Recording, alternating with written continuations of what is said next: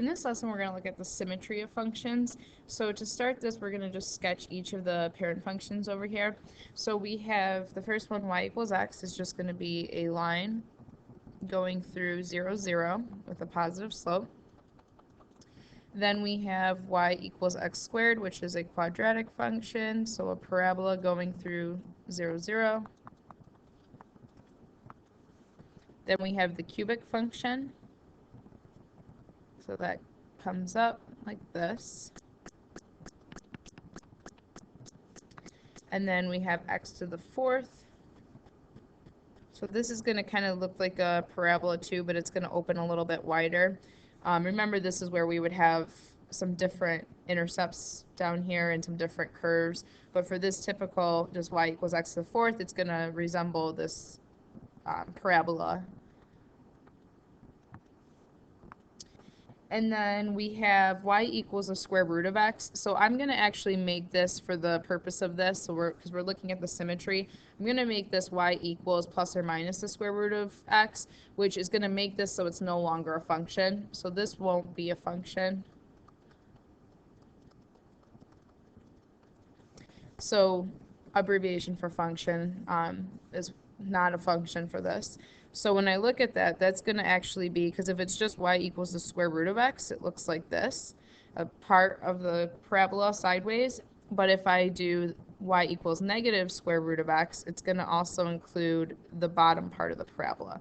So this ends up looking like a sideways parabola. So this is y equals plus or minus the square root of x. And then the last one is going to be the absolute value. So this looks like a V, where you have two lines, one with a slope of -1, one with a slope of 1. And now what we're going to do is we're going to look at these and kind of analyze the symmetry. So if you look at this first type that we're going to talk about, we're going to look for anything that we see. And when I first look at this, I see in this graph right here, I have a reflection over the y-axis. If you look at this part of the parabola, if I flip it over the y-axis, it's going to land right on this part. Assuming that my drawing is drawn perfectly, it would match up. So the first type of reflection or symmetry that I see is going to be a reflection over the y-axis. So it's symmetric around the y-axis. The y-axis is the line of symmetry. So that occurs in y equals x squared. And then let's see what other ones. So this is a reflection over, or the line of symmetry is the y-axis. I also see that in y equals x to the fourth, that this would be symmetric over the y-axis. And in the absolute value, I see that this is symmetric over the y-axis. So I have y equals x to the fourth, and also the absolute value of x included. So then those three I've talked about. So I'm just going to put a little check mark here because I've talked about those three. Now, the other type of symmetry that I see right away is this graph here. I see that this graph is symmetric over the x-axis, or my line of symmetry is the x-axis. So I'm going to also include that. So a reflection over the x-axis. So this graph is the only graph that I see, y equals plus or minus the square root of x. Now, this would not be a function because it doesn't pass the vertical line test. And this wouldn't be symmetric if I just left it as y equals the square root of x. So the reason why I had you add plus or minus is so that you could see the symmetry. And then, so I've talked about that one. And then the last type here of symmetry is going to be the symmetry for y equals x and y equals x to the third. And basically what this symmetry is that if I reflect this graph through the origin, meaning I take each point and reflect it through the origin, what's going to happen is this graph will basically map, this portion will map onto this, and this portion will map up here. Same with this line. This line will come down here if I reflect it over the origin, and this piece will get reflected up here. So another way to think about reflection through the origin, though, is if I just take this figure and I rotate it 180 degrees, so basically just turn your paper upside down, you're going to see that your graph will look just like this. If I flip this completely upside down, it'll look just like the original. So we can say that these two graphs have symmetry through the origin. So if I do a reflection through the origin,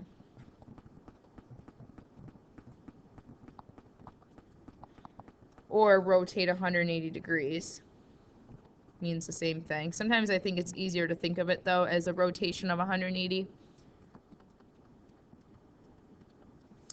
That's going to be the graphs y equals x and y equals x to the third. So those are the types of graphs that have that symmetry.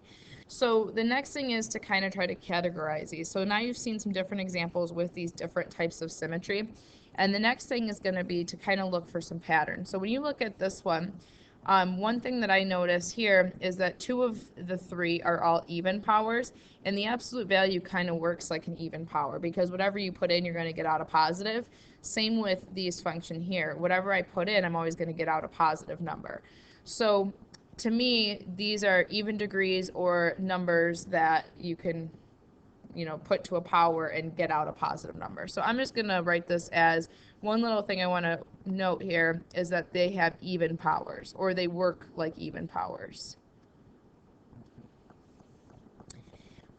Where type 3, these have odd powers, if you notice. So if you're going to rotate 180 degrees, see how the exponent, this is like an exponent of 1 and an exponent of 3. So if you graphed a y equals x to the 5th, that's also going to have rotational symmetry of 180 degrees, or you can reflectional symmetry through the origin. So these are odd powers. And then here we have a graph that wasn't even a function. So if you ever have a symmetry through the x-axis or over the x-axis, it's not going to be a function because that means it won't pass the vertical line test. So this, something to note, is that these were not functions, or anything with this kind of symmetry would not be a function. So then the way to categorize these different types is this type of function in type 1 are called even functions.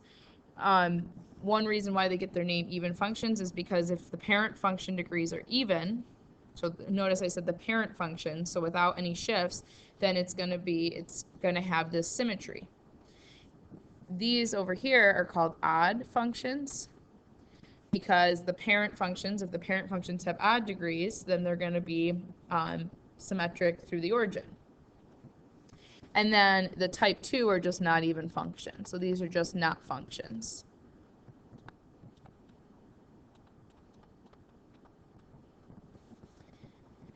So then the next page here, we have a chart that's basically classifying everything. But really, instead of rewriting all of this, the only thing that we want to look at here is we've already seen the sketches. So let's just briefly fill in the top with a lot of the same information. So we have the 3 categories. We have even functions, we have odd functions, and then we have neither, or not a function. So not just neither, but it's just not even a function.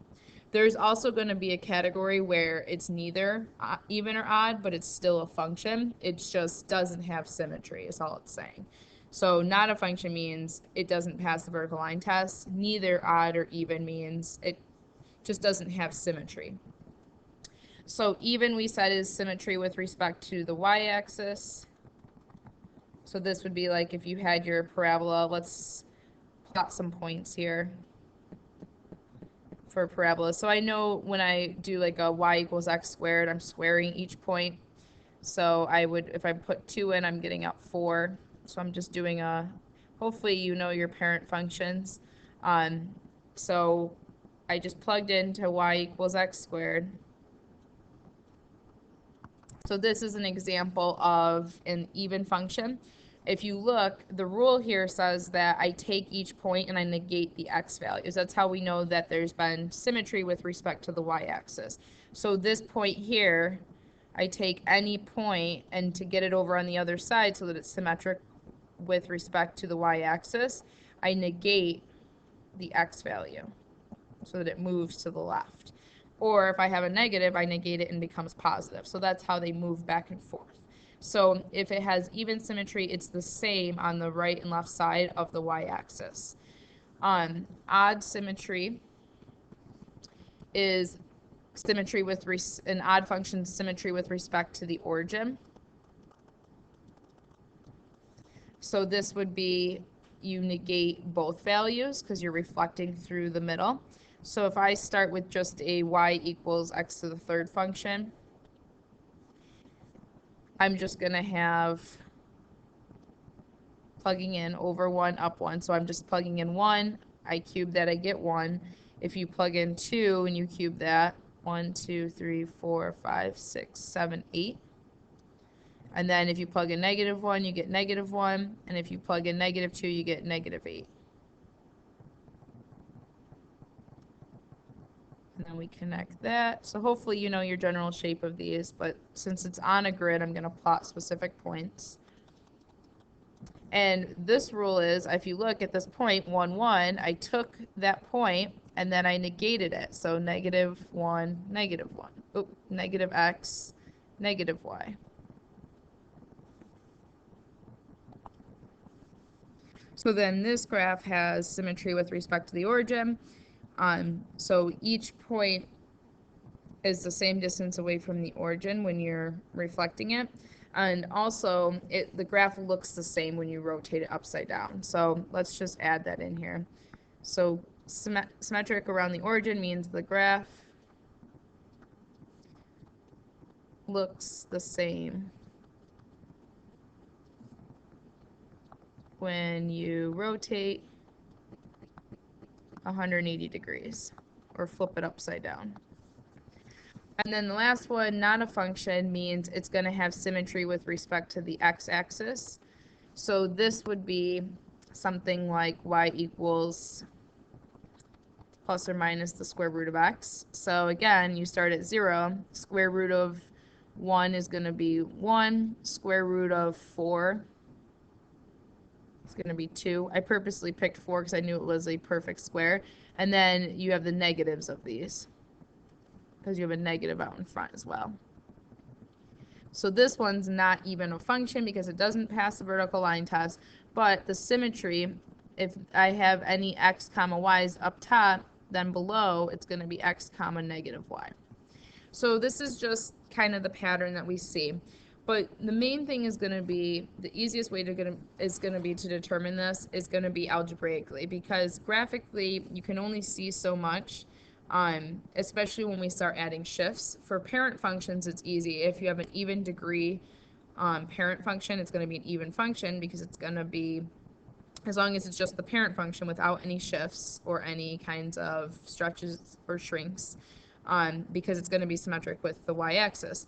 But if it's an odd degree, it's going to be symmetric with respect to the origin. And if it's not a function, that means it might have symmetry with respect to the x-axis because it's not going to pass the vertical line test. So our main focus now is going to be looking at these algebraically to determine if the function's even, odd, or neither. And when we say neither, again, we don't mean not a function, we just mean it doesn't have symmetry. So here's the test for it. What you're going to do is you're going to plug in negative x and you're going to see if it equals the original. If it does, that means it's even. If you plug in negative x and it equals negative times the original, so negative 1 times the original, then that means it's odd. If it's neither of these, then the function's considered neither, meaning there's no symmetry. So this is not a test to determine if it is a function. It's just to determine even, odd, or neither. Does it have symmetry? If so, what type? Does it have symmetry around the y-axis or the origin, or neither? That's what it's saying. So let's look at this first example. We're going to test, is this even, odd, or neither? So the first thing we're going to do is we're going to test. I always just test even first. It doesn't really matter. But I'm going to say, okay, well, let's test if it's even. So if it's even, that means f of x is going to be the same thing as me plugging in negative x. It means these two things have to be equal. So f of x is just the original. And notice I already know that this is a function because it's f of x notation. And then the second piece is going to be plugging in negative x. So this is where we're going to have our parentheses minus 3. And I'm going to plug in negative x in my parentheses. So then you simplify. Well, if I square this entire negative and x, it's just going to be x squared, and then keep the minus 3. So the negative goes away because you square a negative, it becomes positive. So then when you compare these two, you see that they're equal, so that means this function is even. So then we're done. We don't have to test for odd because if it's even, that means it's symmetric around the y-axis, so it can't be both even and odd. So let's go to the next one. So again, I'm going to start with testing even. So we have f of x, and we're trying to see if it equals f of negative x. So we have to do both of these. So first, just record the original, and then you're going to replace any x with a negative x, and it's very important that you're using parentheses here because those negatives are really going to indicate whether this is even, odd, or neither. So notice I have my parentheses. Now I have to simplify this. So negative x to the third, well, if I multiply a negative times a negative times a negative, it's going to stay negative. So I actually cube like a negative 1, I get a negative, and then x to the third is just going to be x to the third. And then here, a negative times a negative is going to be a positive. So then I compare these, and they're not the same, so this means it's not even. So now we're going to test odd.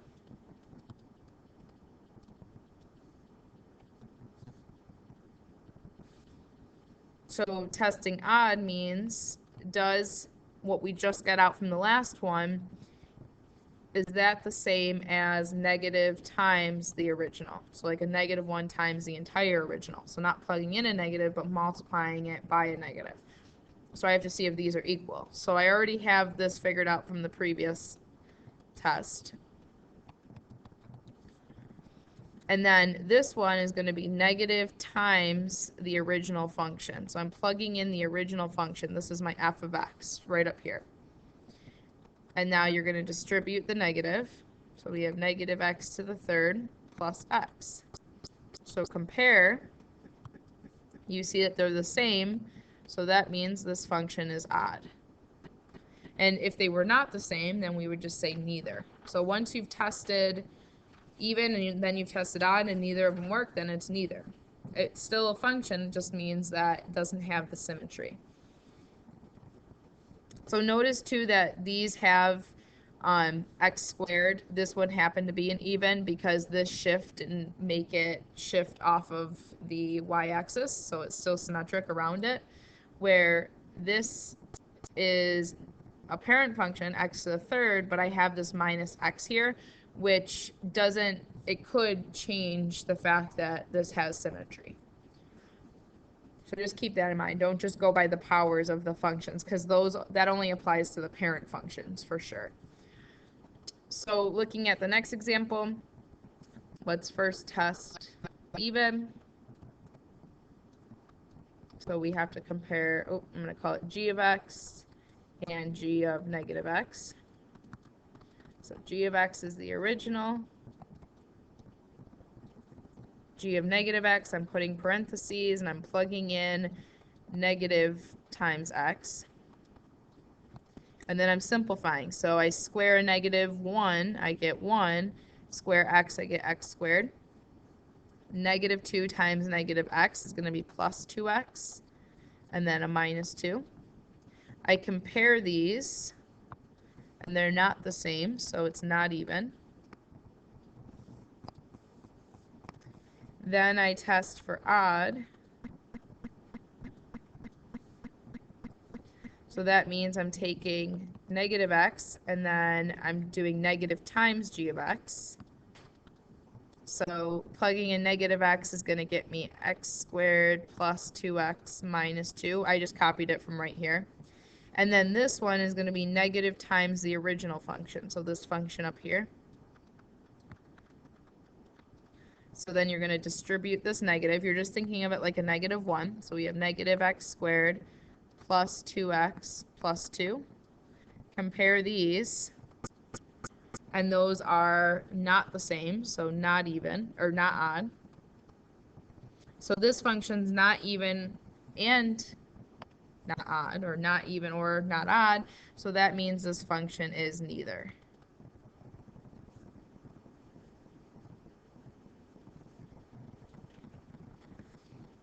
So each test you do individually, so you only ever compare these two things for even, g of x and g of negative x, and these two things for odd, so g of negative x and negative times the original.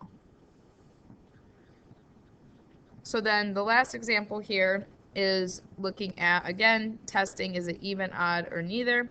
So it does have a degree 3 and a degree 2, which doesn't mean it could have symmetry, it might not. If you look at this example up here, this was a degree 2, so it was an even power, but it wasn't an even function because of these shifts here.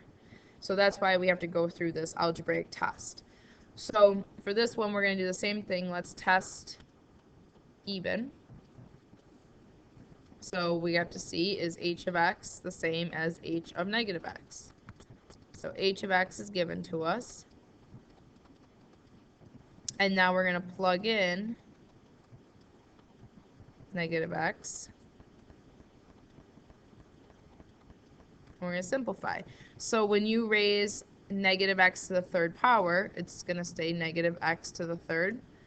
So negative 1 raised to the third is negative 1, and then x to the third is x to the third. And then here we have 4 minus, if you square a negative 1, you get 1, and you square x, you get x squared. So these are different notations, but they are important. With those parentheses, I can't just drop those parentheses. You actually have to do whatever the exponent is to that negative 1 to see if it stays negative or if it becomes positive. So in this case, these are not equal, so I know that this is not even. So then we're going to do the odd test. So we use the h of negative x and then negative times the original. So we have this from up above, so from right here. And now this one's going to be negative times the original function. So negative times this original, whenever you have a fraction, you have a negative, you only multiply it either to the top or to the bottom. You don't distribute it to both, because otherwise it would be a negative over a negative and it would be positive. So what I'm going to do is I'm going to put it up top. So this is really the same thing as negative x to the third over 4 minus x squared. So I have to choose, do I want to put my negative up top or on the bottom, because a negative divided by a positive is still going to make this entire thing negative. So that's why you only distribute it to either the top or the bottom, your choice. I purposely picked the top because then I know that these are going to be equivalent. They're going to look the same. So this is actually going to be odd.